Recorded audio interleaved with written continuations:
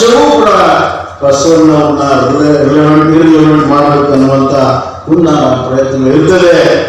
ಆದರೆ ನನ್ನ ಅನುಭವದಿಂದ ಅವ್ರನ್ನೆಷ್ಟು ನೀವು ತಳ್ಳಕ್ಕೆ ಪ್ರಯತ್ನ ಮಾಡ್ತೀರ ಅಷ್ಟು ಕೂಡ ಮೇಲೆ ಪ್ರತಿ ಬಾರಿ ಯಾಕಂದರೆ ಅದು ಸತ್ಯ ಆಧಾರಿತವಾಗಿರುವಂಥ ಮಾನ್ಯತೆ ಆಧಾರಿತ ಈ ಒಂದು ತತ್ವಗಳು ಶಾಶ್ವತವಾಗಿ ಇರುವುದರಿಂದ ಬಸವಣ್ಣ ಶಾಶ್ವತವಾಗಿದ್ದಾನೆ.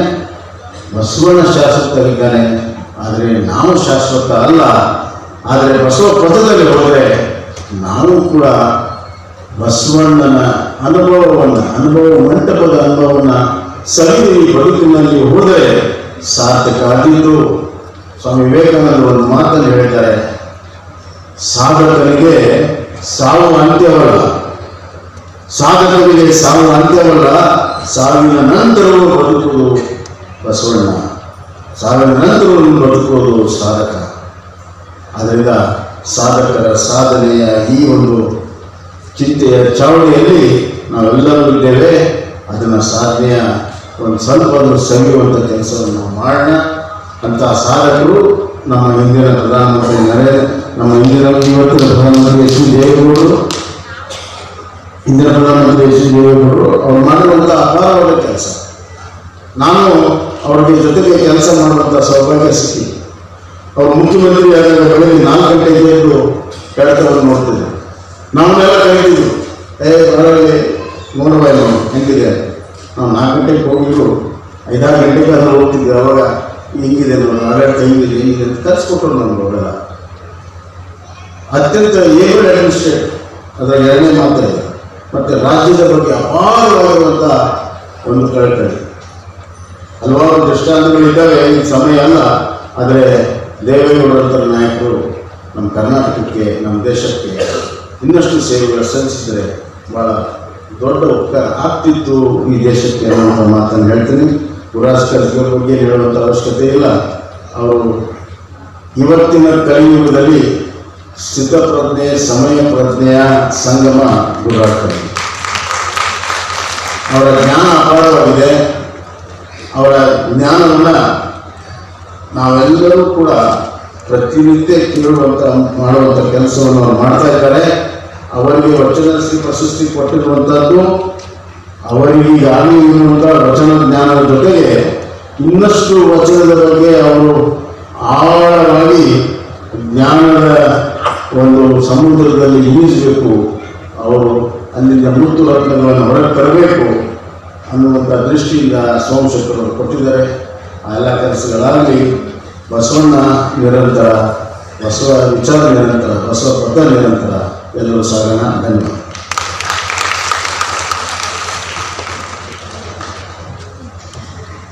ಸ್ಥಾವರ ಕಳೆದುಬಿಟ್ಟು ಚಂದ್ರನು ಕಳೆದಿಲ್ಲ ಅನ್ನುವಂಥ ವಿಚಾರವನ್ನು ತಿಳಿಸ್ತಾ ಬಸವರಾಜ ಬೊಮ್ಮಾಯಿ ಎಷ್ಟು ಅದ್ಭುತವಾದ ವಿನಯ ತುಂಬಿದ ಮಾತುಗಳನ್ನು ಆಡಿದ್ದಾರೆ. ಅವರಿಗೆ ಪ್ರೀತಿಪೂರ್ವಕ ಧನ್ಯವಾದಗಳನ್ನು ನಮ್ಮ ಅಧ್ಯಕ್ಷರು ಸಮರ್ಪಿಸಬೇಕು. ಹಾಗೆ ಡಾಕ್ಟರ್ ಎನ್ ಎಸ್ ಸತೀಶ್ ಹಾಗೂ ವಿಜಯಕುಮಾರ್ ಅವರು ಕೂಡಿ ಗೌರವಿಸಬೇಕಾಗಿ ಕೋರ್ಕೊಳ್ತಾ ಇದ್ದೇನೆ. ಸರಳತೆ, ಆಡಳಿತಾತ್ಮಕ ಚತುರತೆ, ಅದ್ಭುತವಾದ ಒಂದು ವಿವೇಚನೆಯ ಹಾದಿ ವಿನಯದ ಬಣ್ಣ ಅವರಿಗೆ ಎಲ್ಲರನ್ನ ಸೆಳೆಯುತ್ತೆ. ತಂದೆಯ ಹಾದಿಯಲ್ಲಿ ಬಹಳ ಅದ್ಭುತವಾಗಿ ಸಮಾಜಮುಖಿ ಸೇವೆ ಮಾಡ್ತಾ ಸಾಕುವಂತಹ ನಮ್ಮ ಬಸವರಾಜ ಬೊಮ್ಮಾಯಿ ಸರ್ ಅವರಿಗೆ ನನ್ನೆಯ ವಂದನೆಗಳು. ಅಧ್ಯಕ್ಷತೆಯನ್ನು ವಹಿಸಿ ಅದ್ಭುತವಾದ ನುಡಿಗಳನ್ನು ಆಡಿದ್ದಕ್ಕಾಗಿ. ಈಗ ಕಾರ್ಯಕ್ರಮದ ಮುಖ್ಯ ಘಟ್ಟಕ್ಕೆ ನಾವು ಬಂದು ತಲುಪಿದ್ದೀವಿ. ನಾವು ಯಾರು ಏನೇ ಈ ಒಂದು ಸ್ಥಳದಲ್ಲಿ ಬರುತ್ತಾ ಇದ್ದೀವಿ ಅಂದರೆ ಅದು ಗುರುಗಳ ಒಂದು ಆಶೀರ್ವಾದ ದಯೆಯಿಂದ ಅನ್ನೋದು ನನ್ನ ಭಾವ. ಪರಮ ಪೂಜ್ಯ ಜಗದ್ಗುರುಗಳು, ನಾಡಿನ ಹೆಮ್ಮೆಯ ಶ್ರೀಮಠ ಸುತ್ತೂರು ಶ್ರೀಮಠದ ಪರಮ ಪೂಜ್ಯ ಜಗದ್ಗುರುಗಳ ಪಾದ ಪದ್ಮಗಳಿಗೆ ಮೊದಲು ವಂದಿಸುತ್ತಾ ದಿವ್ಯಾಶೀರ್ವಾದವನ್ನು ಪಡೆಯೋಣ. ಪೂಜ್ಯರು ತುರ್ತಾಗಿ ಮೈಸೂರು ಹೋಗಬೇಕಾಗಿದ್ದರೂ ಸಹ ಇಷ್ಟು ತಾಳ್ಮೆಯಿಂದ ಕುಳಿತಿದ್ದಕ್ಕಾಗಿ ಪೂಜ್ಯರಿಗೆ ಮತ್ತೊಮ್ಮೆ ಪ್ರಣಾಮ ಸಲ್ಲಿಸ್ತಾ, ಎಲ್ರಿಗೂ ಸಮಾರಂಭದ ನಂತರ ಪ್ರಸಾದ ಚಿಂತೆ ಮಾಡಬೇಡಿ. ನಮ್ಮ ಕನ್ನಡ ಸಂಸ್ಕೃತಿ ಇಲಾಖೆ ನಿರ್ದೇಶಕ ಮಂಜುನಾಥ ಸ್ವಾಮಿ ಬಂದಿದ್ದಾರೆ, ಬಹಳಷ್ಟು ಸಹಕಾರ ನೀಡಿದ್ದಾರೆ. ಅವರಿಗೆ ನಾನು ಧನ್ಯವಾದ ಅರ್ಪಿಸ್ತೇನೆ.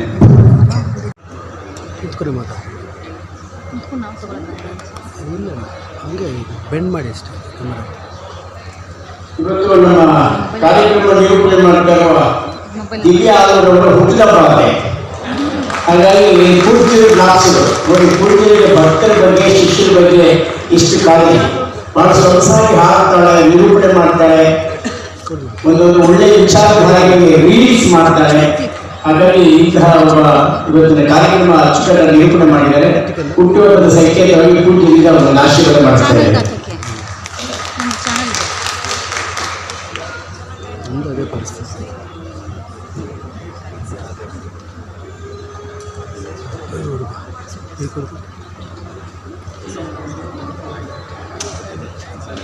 ಕಟ್ ಮಾಡಿ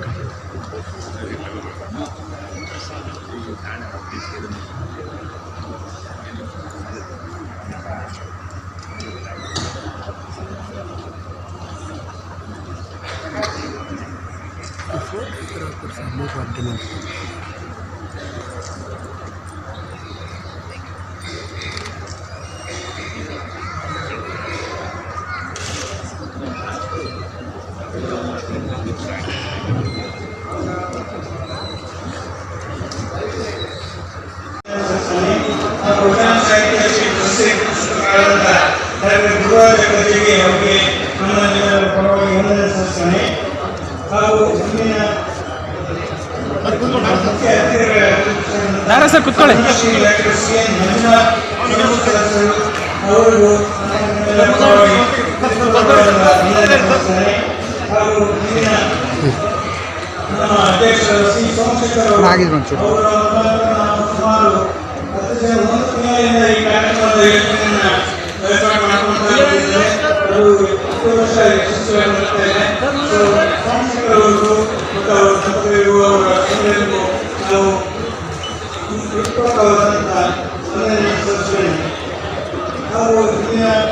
ನಮ್ಮ ಪದಾಧಿಕಾರಿಗಳಂತ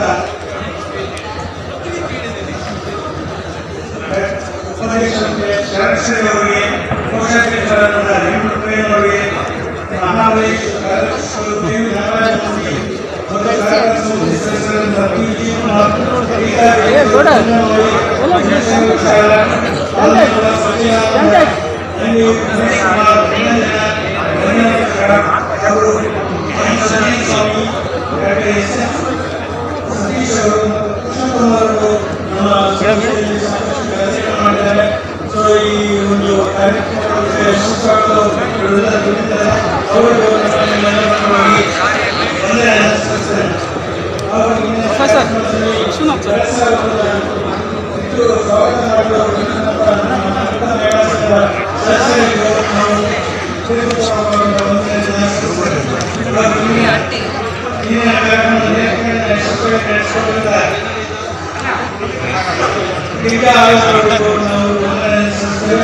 ಈಗ ಪ್ರಸಾದ ವ್ಯವಸ್ಥೆ ಇದೆ. ದಯವಿಟ್ಟು ಎಲ್ಲ ಪ್ರಸಾದ ಕೇಳ್ಕೊಳ್ತೇನೆ. ನಮಸ್ಕಾರ.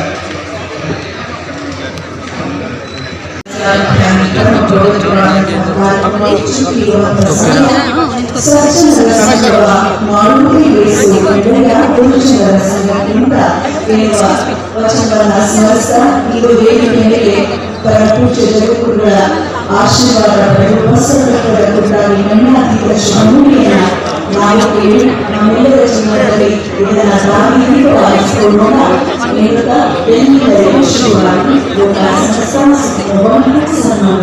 ಸ್ವಲ್ಪ ಇದೆ ಸರ್.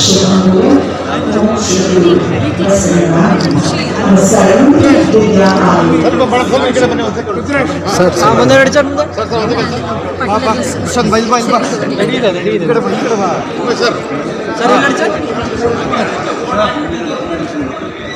ಸರ್ ಸರ್ ಒಂದು ಸೆಕೆಂಡ್ ಸರ್.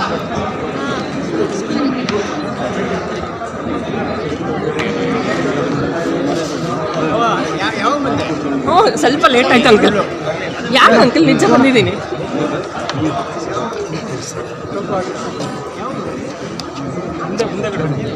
ಮುಂದೆ ಆಗ್ಬೋದು.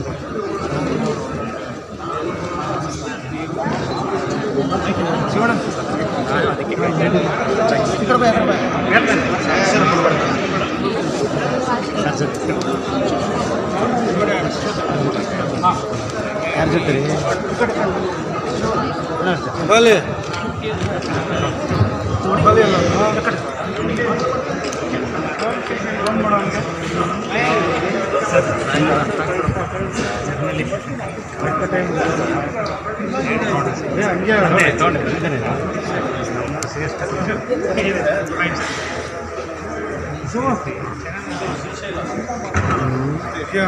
ತಗೊಂಡ್ರೆ ಒಂದು ವೈಟ್ ರೂಢ ತಗೊಂಡ್ಬಿಟ್ಟಿದೆ ಅದು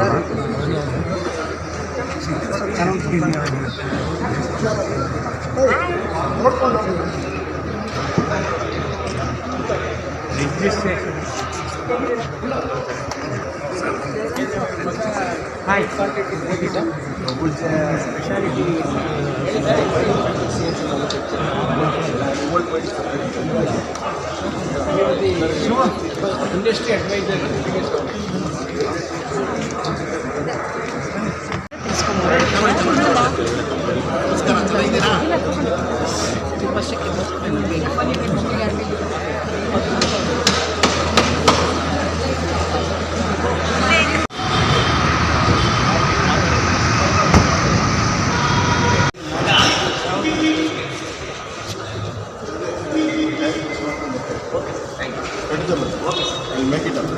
ನಮಸ್ಕಾರ ಸರ್, ತುಂಬ ಸಂತೋಷ ಇದೆ ಸರ್.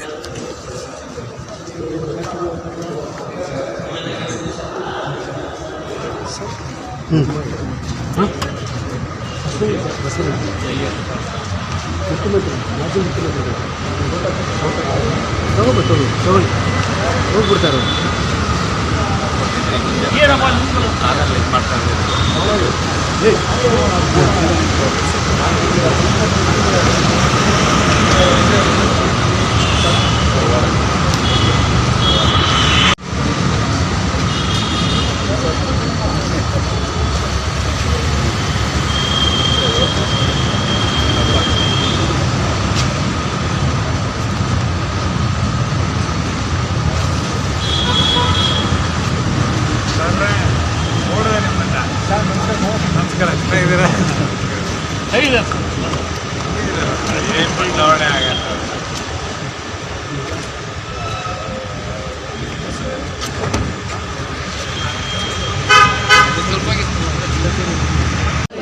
ಶುಭ ಶುಭ ಶುಭ ಅಪ್ಪ ಹೆಸರು ಹೇಳಿದ ಸರ್ ರಾಜ್ ನ್ಯೂಸಿಂದ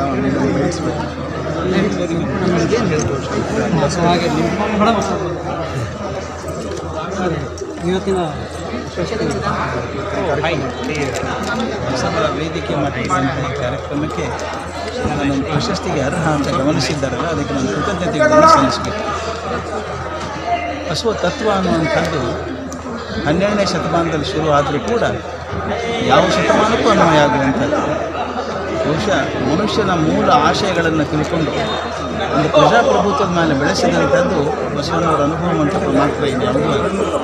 ಅದರಿಂದ ಅಂಥ ಬಸವ ತತ್ವದ ಪ್ರಸಾರ ಮಾಡುವಂಥ ಬಸವ ವೇದಿಕೆ ಈ ಪ್ರಶಸ್ತಿ ನಾನು ಕೊಡಮಾಡಿದ್ದು ನನಗೊಂದು ಜವಾಬ್ದಾರಿ ಕೊಟ್ಟಿದೆ. ಇನ್ನಷ್ಟು ಆಳವಾಗಿ ವಚನಗಳನ್ನು ಅಧ್ಯಯನ ಮಾಡೋಕ್ಕೊಂದು ಅವಕಾಶ ಮಾಡ್ತಾರೆ. Thank you sir. ಎಲ್ಲ ಯೂಟ್ಯೂಬು, ಸ್ಪಾಟಿಫೈ ಯಾವುದು ಬಿಡಂಗಿಲ್ಲ. ಬೆಳಗ್ಗೆ ಎದ್ದ ತಕ್ಷಣ ಅದೇ, ಬೇಜಾರಾದ್ರೆ ಅದೇ.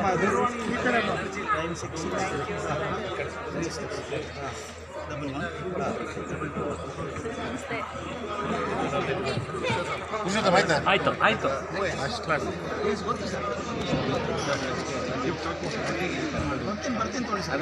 ಇದು ಅನುಭವ ಮಂಟಪ, ಅದು first parliament of in the entire world.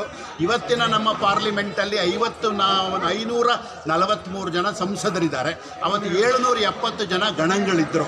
ಆದರೆ ಅಂಬೇಡ್ಕರ್ ರಚಿಸಿದ ಸಂವಿಧಾನವನ್ನು ನಮ್ಮ ಪ್ರಸ್ತುತ ಸರ್ಕಾರದ ಪ್ರತಿನಿಧಿಗಳು ಸುಮಾರು 150ಕ್ಕಿಂತ ಹೆಚ್ಚು ಸಾರಿ ತಿದ್ದುಪಡಿ ಮಾಡಿದ್ದಾರೆ. ಆದರೆ ಶರಣರು ನೀಡಿದಂತಹ ಆ ಸಂವಿಧಾನವನ್ನು ಇವತ್ತಿಗೂ 1% ಕೂಡ ತಿದ್ದುಪಡಿ ಮಾಡಲಿಲ್ಲ. ಅಂದರೆ ಅದು ಎಷ್ಟು ಪ್ರಸ್ತುತ, ಸೂರ್ಯ ಚಂದ್ರರು ಇರುವ ತನಕ ಅಂದಿಗೂ ಪ್ರಸ್ತುತ, ಇಂದಿಗೂ ಪ್ರಸ್ತುತ, ಮುಂದಿಗೂ ಪ್ರಸ್ತುತ. ಆಮೇಲೆ ನಾವು ಯಾವಾಗಲೂ ಇವತ್ತು ಸಮಾಜಮುಖಿಯಾಗಿ ಬುದ್ಧ, ಬಸವ, ಅಂಬೇಡ್ಕರ್ ಬಗ್ಗೆ ಮಾತಾಡ್ತೇವೆ. ಆದರೆ ಎಲ್ಲರೂ ಅವರವರ ಕೊಡುಗೆಯನ್ನು ಸಮಾಜಕ್ಕೆ ನೀಡಿದ್ದಾರೆ. ನಾನು ಒಂದು ಕಾಲೇಜಿನ ಅಧ್ಯಾಪಕನಾಗಿ ನಿನ್ನೆ ಕೂಡ ಒಂದು ಬಸವ ಜಯಂತಿ ಕಾರ್ಯಕ್ರಮದಲ್ಲಿ ಮಾತಾಡ್ತಾ ಇದ್ದೆ.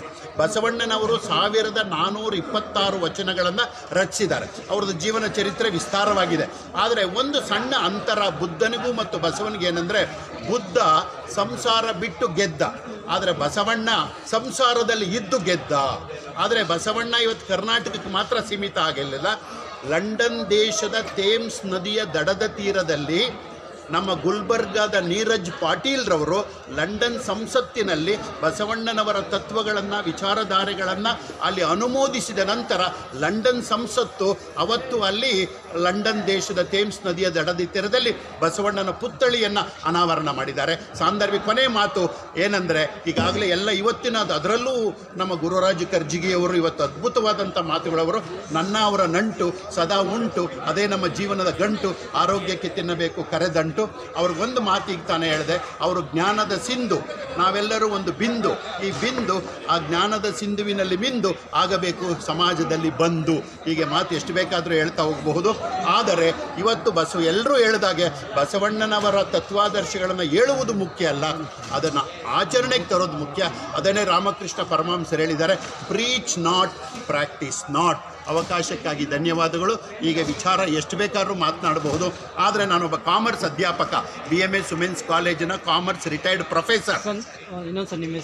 ನನ್ನ ಹೆಸರು professor Shivakumara AR, BMS women's ಕಾಲೇಜಿನ commerce retired professor. I was the HOD also. ಹಾಗಾಗಿ ನನ್ನ ಕಾಮರ್ಸ್ ಲ್ಯಾಂಗ್ವೇಜಲ್ಲಿ ಒಂದು ಮಾತು ಹೇಳ್ಬಿಡ್ತೇನೆ, ಬಸವಣ್ಣನವರ ತತ್ವಗಳನ್ನು ಮಾಡಬೇಕು ಅಪ್ಲೈ, ನಮಗೆ ಬರುತ್ತೆ ರಿಪ್ಲೈ, ಅದನ್ನು ಮಾಡಬೇಕು ಸಮಾಜಕ್ಕೆ ಸಪ್ಲೈ, ಆವಾಗ ಸಮಸ್ಯೆಗಳೆಲ್ಲ ನಲ್ಲಿಫೈ. ಇಷ್ಟು ಹೇಳಿ ನನ್ನ ಮಾತನ್ನು ಮುಕ್ತಾಯ ಮಾಡ್ತೇನೆ. ಬೇರೆ ಯಾವಾಗಲಾದರೂ ಅವಕಾಶ ಕೊಡಿ. ಇನ್ನು ವಿಸ್ತಾರವಾದ ವಿಚಾರವನ್ನು ನಾವು ಹೇಳೋದೇ ವಿಚಾರವನ್ನು ಪ್ರಚಾರ ಆಚಾರಕ್ಕೆ ತರೋದು ಸಭಿಕರಿಗೆ ಬಿಟ್ಟಿದ್ದು. ಅವಕಾಶಕ್ಕಾಗಿ ಧನ್ಯವಾದಗಳು. ನಮಸ್ಕಾರ. ತುಂಬ ಸಂತೋಷ ಸರ್, ಒಳ್ಳೆ ಮಾತಿದೆ.